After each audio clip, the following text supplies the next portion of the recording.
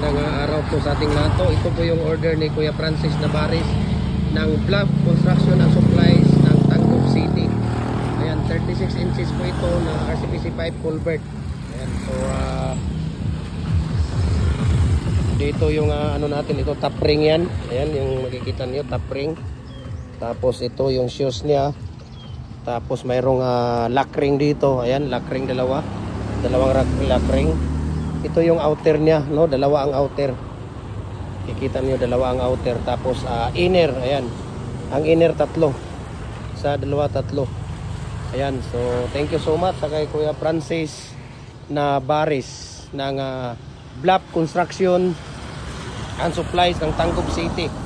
Ayan, so sa mga mag-order, no, follow po kayo sa ating Facebook page, Jim Hardware Cucumber Concrete Products, Balulang Branch, Jim Hardware Cucumber Concrete Products,